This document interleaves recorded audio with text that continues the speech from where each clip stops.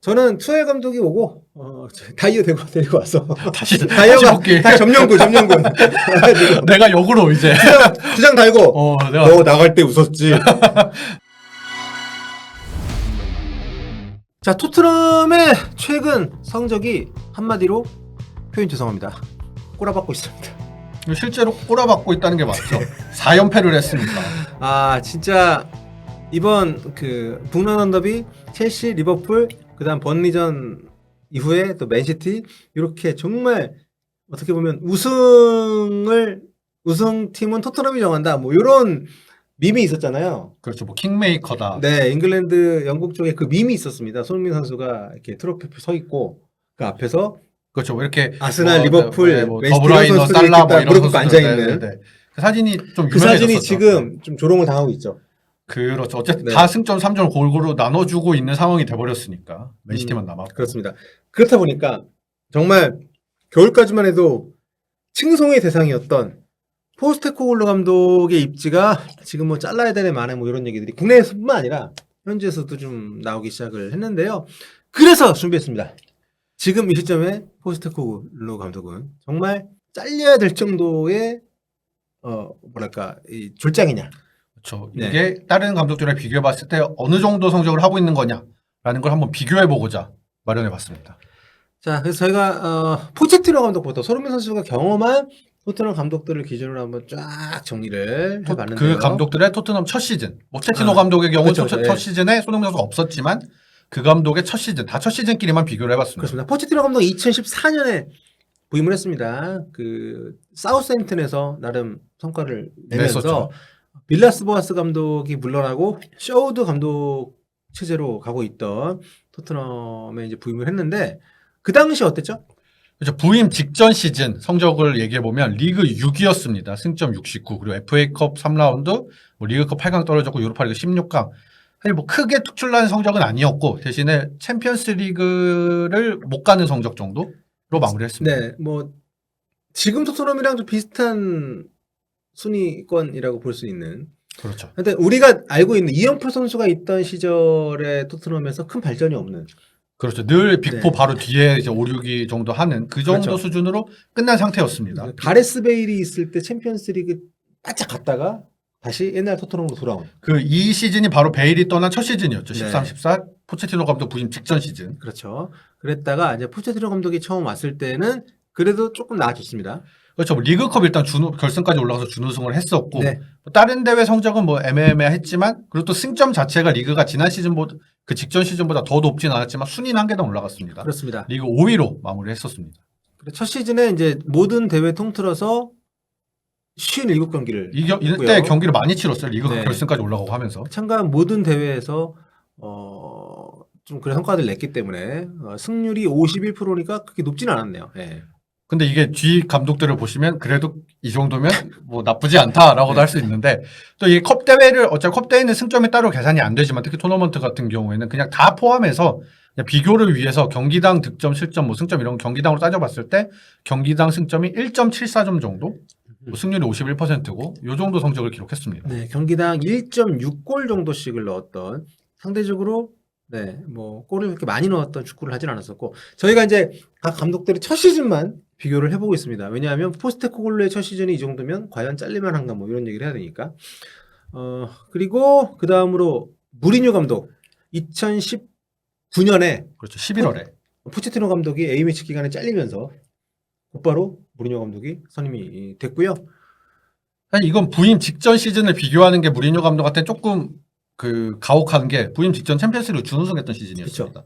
포체티노 감독이 정점을 찍고 그 다음 시즌에 이때도 많이 추락을 했었죠. 그 2019년 11월 시점에 토트넘 리그 14위까지 추락을 했습니다. 네, 맞아요. 그 상황에서 무리뉴 감독이 부임을 했고 무리뉴 감독은 첫 시즌 성적을 14위에서 6위까지 그래도 끌어올리면서 마무리를 했고 뭐 FA컵 챔피언스리그에서 16강까지 갔고 뭐 이 정도 성적을 냈습니다. 챔피언스리그에서 좀 아쉬웠죠. 그렇죠. 16강에서 좀 일찍 떨어진 게 네. 라이프치히였나 라이프치히한테 좀 발렸고 그래서 무리뉴 감독은 첫 시즌에 이제 35경기 16승 8무 11패 승률 48%. 그러니까 포체티노 첫 시즌보다 조금 낮았고요. 경기당 득점은 살짝 높은 1.66이었지만 경기당 평균 승점은 1.6점으로 높지 않았던. 네, 포체티노 감독 조금 낮아. 그런데 무리뉴 감독은 대신에 시즌 중도 부임에서 본인의 색을 좀 입힐 시간이 부족했다는 걸 감안해줘야 될 필요는 있다. 정도 말씀드릴 수 있을 것 같습니다. 그렇습니다. 그리고 그 뒤에 이제 무리뉴 감독이 떠나면서 대행 누누 체제. 산토 감독. 네. 그렇죠. 메이슨 대행 체제를 거쳐서 누누 그렇죠. 산토 대행 감독. 체제 감독을 거쳐서 누누 산토 감독이 정식으로 부임을 했는데 이번은 좀 짧았습니다. 그 머문 시기 자체가 시즌 개막하고 석 달도 안 돼서 잘렸죠. 그렇죠. 네. 2021년 11월 2일인가에 정확히 네. 잘렸었는데 이번은 넣을까 말까 했는데 일단 포스테코글루 밑에 한 명 깔아줄 사람이 그래도 뭔가 필요하지 않나. 그러니까 첫 시즌에 잘린 사례니까. 네, 그렇죠. 그런 사례로 보면 될 것 같은데 직전 시즌 성적은 토트넘 리그 7위였는데 누누 산토 감독이 경질될 당시 리그 성적은 10위였습니다. 이때 5승 5패였고 토트넘이 10경기 만에 5패한 게 굉장히 오랜만이라고 그때 막 기사가 나왔던 걸로 기억을 하는데 이때 출발은 진짜 그 맨시티하고 그렇죠, 잡고. 첫 경기 했는데 손흥민 그때 선수 골 손흥민 선수 골 넣고 그때 해리케인도 없는데 네. 정말 그 성과가 좀 시작은 좋았는데 이때 어쨌든 산토 감독 좀 억울했던 게 다른 감독들하고 다르게 해리케인이 없이 시즌을 시작했기 때문에 그렇죠. 네, 그 부분은 좀 이분한테는 억울할 수 있는. 이때 당시가 케인이 맨시티 이적설 때문에 네. 뭐 이렇게 간이 많이 하고 있었던 때라서 없었죠.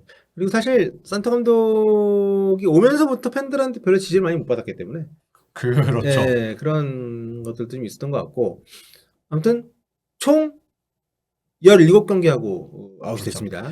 이 감독은 근데 승률이나 경기당 승점 이런 거는 생각보다는 괜찮습니다. 승률이 53%로 앞에 두 감독들보다 나아요. 네. 그리고 승점도 1.65점이면은 그렇게 막 딸리는 게 아닌데 경기당 득점, 실점 이게 굉장히 수치가 안 좋습니다. 그렇습니다. 골을 굉장히 조금 넣는 팀이 그렇죠. 축구를 했어요. 네. 덜 넣고 많이 실점을 한 경기가 많았습니다. 그러니까 확실히 토트넘이 지향하는 방향하고는 다른 축구를 했던 게 맞고요. 예. 그렇기 때문에 이 경질은 그러니까 선임이 애초부터 잘못됐다라고 생각하기 때문에 경질은 뭐 괜찮은 선택이긴 했지만 어쨌든 성적만으로 놓고 봤을 때는 뭐 너무 좀 기회가 적게 주어졌다고 볼 수도 있다. 그렇죠. 뭐 내용은 어쨌든 그렇다 쳐도 성적만 놓고 네. 보면 뭐 덕분에 손흥민 선수가 손톱으로서 지금 그렇죠. 영신님 말씀처럼 재조명 받았던 시기이기도 합니다만 산토 감독의 시대는 짧았고 그 뒤로 안토니오 콘테 감독이 왔습니다. 그렇죠. 뭐 부임 직전 시즌 성적은 누누 산토 감독이랑 동일하고 2021년 11월에 부임했으니까 네. 이때 누누 산토 감독이 경질될 당시에 순위가 10위였는데 콘테 감독이 4위까지 끌어올렸습니다. 사실 콘테 감독 첫 시즌은 정말 좋았죠. 그쵸. 손흥민 선수 득점왕 됐고. 네, 컨퍼런스 리그 뭐 일찍 탈락한 게 조금 아쉽긴 했지만 리그컵도 4강까지 갔었고 이때 성적을 살펴보면 성적이 굉장히 좋습니다. 36경기에서 21승 거두면서 승률이 58%로 가장 좋습니다. 아, 네. 압도적이네요. 그리고 경기당 득점이 2골입니다. 경기당 2골씩 꼬박꼬박 넣었고 실점은 한 골이 채 되지 않습니다. 우리가 지금 콘테가 갖고 있는 이미지하고는 완전 상반되죠. 그렇죠. 콘테 말년 이미지와는 상반되는 네. 그 성적이고 경기당 승점이 1.89점 가장 높습니다. 그렇습니다. 그렇기 때문에 콘테 감독 첫 시즌 굉장히 생각보다 좋았다. 골득실이 2배 차이네요. 이것도 그렇죠. 굉장히 인상적이었고 새 감독 부임 빨도 있지만 어쨌든 이때 이제 케인도 살아났고 그렇죠. 네, 뭐 여러 가지로 팀이 좀 잘 굴러가던 시절이었기 때문에 콘테 감독의 첫 시즌은 깔 게 없다. 잘릴 이유가 없었다. 그렇죠. 어쨌든 4위까지 올리기도 했었고. 네. 하지만 이제 현 감독인 포스테코글루 감독이 이제 부임을 했습니다. 콘테 감독이 떠나면서 그러면서 조명이 되는 지난 시즌 토트넘 성적을 보면 아쉬움이 좀 있죠. 그렇죠. 지난 시즌에 콘테 감독이 중간에 나가고 스텔리닝 대행 체제를 잠깐 하다가 메이슨 대행 체제까지 대행의 대행 체제까지 갔었죠. 리그 8위에 그쳤습니다. 포스테코글루 감독 지난 시즌에 토트넘이 그리고 챔피언스리그 16강이었고 FA컵 16강, 리그컵 3라운드 이 정도 성적을 냈는데 올 시즌에 이제 챔피언스리그를 비롯해서 유럽 대항전은 안 나갔죠. 근데 컵 대회도 다 조기 탈락했습니다. FA컵 2경기 만에 탈락했고 리그컵은 보통 이제 순위가 높은 팀은 3라운드부터 시작하는데 직전 시즌 순위가 낮았기 때문에 2라운드부터 시작했는데 2라운드에서 풀럼한테 승부 차이 끝에 패했습니다. 완전 조기 탈락하면서 거의 리그에 집중할 수 있는 상황이었는데 리그 5위 승점 60점을 따냈습니다.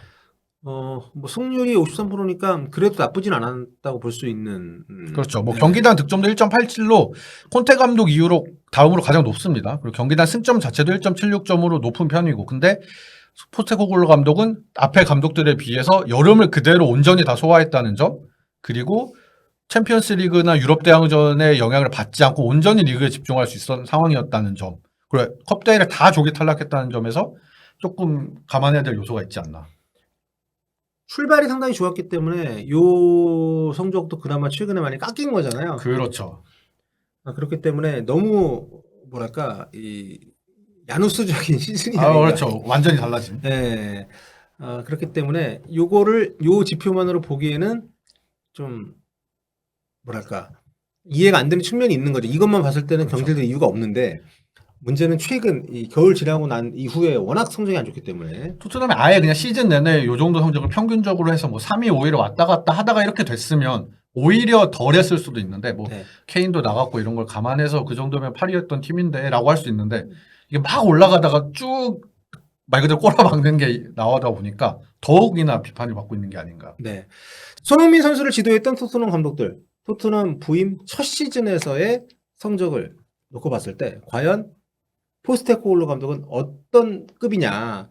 왜냐하면 이게 이제 궁극적으로는 포스테코글루 감독 시절로 가야 되느냐 마야 되느냐의 바로미터가 될 수 있기 때문에 그렇죠. 그런 거에 대해서 여러분의 의견을 남겨주시면 감사하겠고요. 일단 벌써 2,500분이 해주셨는데 2,100분 3,000분이 넘었습니다. 어중간하다. 이 표현이 제일 맞는 것 같아요. 3위 정도. 그렇죠. 뭐 아마 콘테, 포체티노 다음 정도로 생각을 하시지 않을까.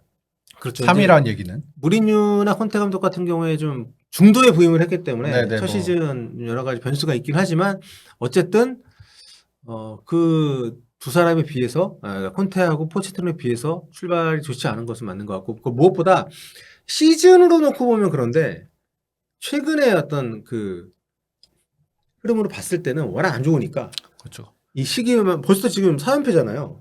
그렇죠. 네, 이게 또 더 떨어질 가능성이 있기 때문에 맨시티에 남아 있어서. 그렇지. 방금 이제 최근에 눈앞에서 챔피언스 리그가 멀어지는 걸 보고 난 이 직후라서 포스테코글루 감독한테 좀 가혹한 평가의 시점이 될 수도 있겠지만 아예 시즌이 끝난 뒤에 하거나 뭐 조금 중간에 했었으면 달랐을 수 있겠지만 지금 시점에선 뭐 어쨌든 지금까지 결과가 그런 거니까. 그 투엘 들으면 어떨까? 투엘이 온다면 어떻게 생각하십니까? 근데 뭐 포스테코글루 감독 시절로 한 시즌 더 줘야 된다고 봅니까?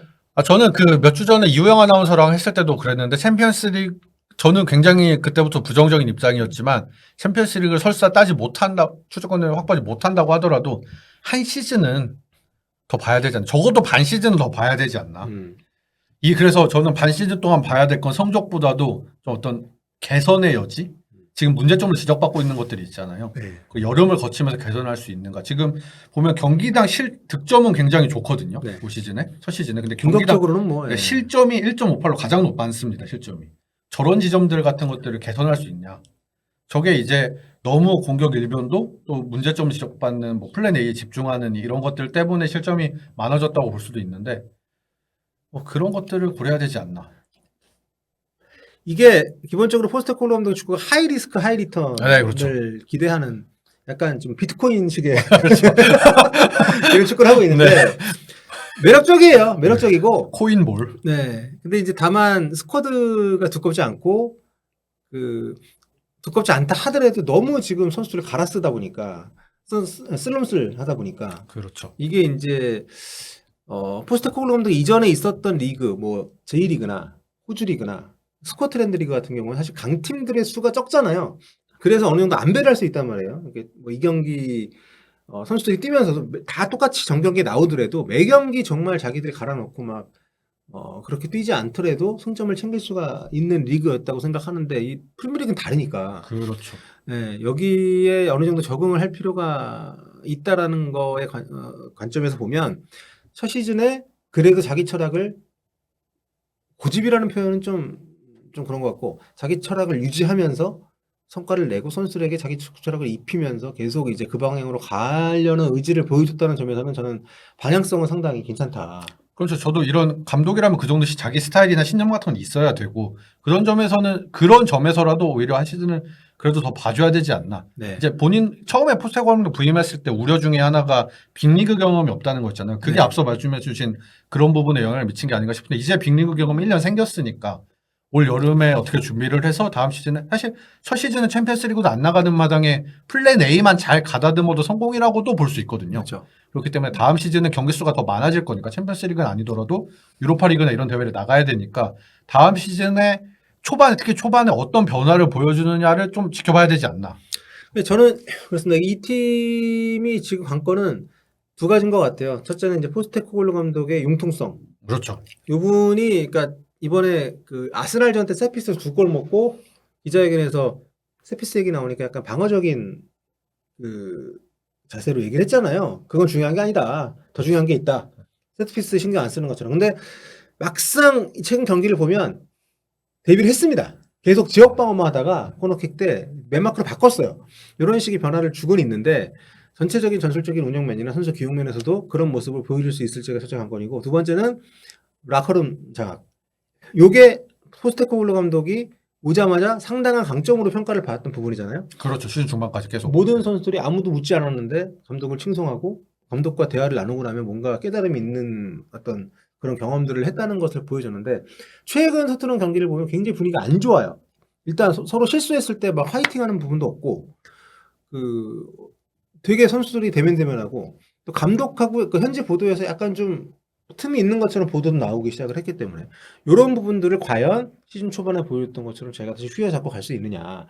어쨌든 토트넘이 우리끼리는 뭐 농담처럼 뭐 스퍼시하니 뭐 좀 얘기하지만 어쨌든 빅클럽이고 이 팀이 굉장히 높은 목표를 갖고 가는 팀이기 때문에 이 안에서 그런 정말 자기 잘났다고 하는 선수들 다 모여있는 이 팀에서도 과연 다른 리그에 있을 때처럼 라커룸을 휘어잡고 갈 수 있을 것인지, 그 부분이 전 두 가지 관건이라고 보고, 그런 부분에서의 변화 가능성을 남은 시즌에 보여준다면은 저는 무조건 가야 된다고 봅니다.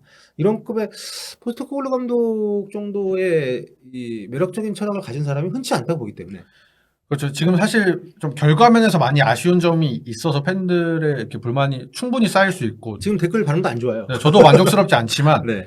이 감독의 신념이 있다는 거, 어쨌든 플랜 A라도 있다는 게 얼마나 선녀인지 다른 감독들에서이 많이 있잖아요. 그렇지 않은 감독들이. 클리스만? 그런 분들도 그렇고, 네. 그 뭐 대표적으로 그런 분들, 뭐 토트넘 감독 중에서 누누 산토 때가 약간, 물론 이제 그분의 스타일이 있었겠지만 토트넘과 맞지 않는 방향성이나 이런 게 있었고, 근데 어쨌든 토트넘이 추구하는 방향성이랑은 맞는 결이 있고, 클리스만이 등장해서 웃고 계시네. 본인 등판이네요. 네. 뭐 그런 게 있기 때문에 좀 그래도 어쨌든 한 시즌 더 두고 봐야 되지 않나. 네. 뮤미님께서 신념인가 고집인가, 저게 핵심인 것 같습니다. 철학도 성과와 동반되지 않으면 그냥 고집에 불과하거든요. 네. 그 부분이 중요한 것 같고, 김종용님께서 포체티노 나가면 마레스카처럼 더 검증 안 된 사람이 오든지 해야 된다고. 저는 투엘 감독이 오고 다이어 데리고 와서 다시 다이어가 볼게. 다 점령군. 내가 역으로 이제 주장 달고 너 나갈 때 웃었지. 내가 바이에른에서 성공해서 돌아왔다. 네. 투엘 감독과 함께. 근데 데리고 올 사람도 지금 애매해요. 그리고 지금 있는 사람 다 잘려나간 사람들이잖아요. 위약금은 얼마 얘기다. 그렇죠. 네. 한 시즌 만에 다시 보낸다는 거에 리스크도 굉장히 크고. 그렇기 때문에 아무튼 여러 가지 변화가 필요해지는 상황이 될 텐데, 감독이 나가면. 근데 그 변화 자체도 뭐 지금 이런 상황에서 뭐 과연 누가 와야, 그러니까 일단 데체르비처럼 정말 그 사람들의 시야 밖에 있던 사람이 와서 데체르비처럼 엄청 오자마자 잘해주던가, 뭐 이런 거는 근데 굉장히 기적 같은 일 아니겠습니까? 그렇죠. 포체티노가 뭐 아마 비슷한 케이스라고도 할 수 있을 것 같은데, 사실 이런 케이스가 많이 없으니까 더 특별한 케이스라고도 할 수 있고, 물론 이제 말씀해주신 데제르비나 뭐 리버풀 이야기도 나왔던 아모링이라든가 이런 감독들이 있긴 한데, 이런 감독들도 검증이 안 되면 어쨌든 있기 때문에 리스크가 있는 선택이라서, 그것보다는 포스테코글루 감독을 그래도 한 시즌은 더, 적어도 반 시즌은 더 보지 않을까. 그렇습니다. 지금은 잘릴 명분이 남은 경기를 다 진다고 해도 저는 없다고 봅니다. 명분상으로는. 그렇죠. 아예 무슨 유럽 대항전 바깥까지 밀려나가서 다시 파리를 하지 않는 이상, 뭐 그 산술적으로 그게 가능한지 모르겠는데. 네, 지금 뭐 토트넘 3경기 남았습니다. 야, 번리전 지면도 위험해질 수도 있겠다 생각이 드는데. 5위 자리는 위태로울 수도 있는 상황입니다. 지금 3경기 토트넘은 남았으니까 9점 차니까 지금 산술적으로는 첼시, 맨유한테도 역전 당할 가능성은 있긴 해요. 아, 그렇네요. 네, 산술적으로는 뭐 파리까지 갈 수도 있긴 한데, 이건 맨유가 남은 경기 다 이겨야 된다는 걸 전제하는 거니까. 그 정도까지 가지 않는 한에는. 네. 제가 볼 때는 5위는 하지 않을까. 해야죠. 그리고 네, 이렇게 생각되는데. 뉴캐슬도 어쨌든 맨유전이 남아있기 때문에 뭐 이런 거 생각하면은 맨시티전이 있다고 해도. 네, 그렇습니다. 그래서 뭐 지금 포스테코글루 감독의 첫 시즌 성공이었다고 불렸던 시기도 있지만 지금은 성공 저까지 왔는데 그냥 성공 적에서도 더 내려가서 고만고만한 걸로 그냥 평균 네, 보통 어중간한 정도, 걸로 갈 가능성이 있지만 그래서 여러분들께서도 지금 짧은 시간에 투표를 해주신 걸 보면 어중간하다. 네, 콘테나 포체티노한테는 뒤지고 그 다음에 포제안급이다 이런 분들도 많으시고 무리뉴 뭐 이 정도랑 비슷하다. 네. 자, 그러니까 포제안급까지는 아니지만 현재로서는 한 포바우 정도 된다. 그렇죠. 이러다가 위험하다. 네, 그냥 보기엔 좋은데 딱히 뭐 도움이 되질 않는. 곧 고향으로 돌아가야 될 수도 있다. 네, 그렇네요. 네. 네. 자, 아무튼 포스테코글루 감독의 축구가 그래도 여러분 우리에게 줬던 어떤 설렘이 있지 않습니까? 신초반에 야, 씨, 이런 축구를 한다고? 토트넘 가 재밌어라고 했던 때가 야, 씨, 있었어. 맨시티만 해도 이런 축구를 한다고? 네. 이런 어떤 그 쾌감을 줬던 그것만으로도 굉장히 저는 의미가 있었다고 보는데 다만 어느 정도 성적은 좀 내야 된다. 앞으로도 좀 남은 시즌 마무리를 잘 좀 했으면 좋겠고요. 무엇보다 손흥민 선수가 지금 17골이잖아요. 네. 17골 9도움. 그렇죠. 20골 10도움은 했으면 좋겠습니다. 저도 딱 그것만 채웠으면 좋겠는데. 네. 아니 뭐 맨시티를 상대로 강하기도 했으니까 뭐 그런 그쵸. 거 감안하면은 번니전 2골, 맨시티전 1골. 그렇죠. 이 정도. 도움 꼭 하나 했으면 좋겠고 최소한. 네. 자, 아무튼 포스트코글루 시즌 마무리 어떻게 할지 네, 지켜보도록 하겠습니다.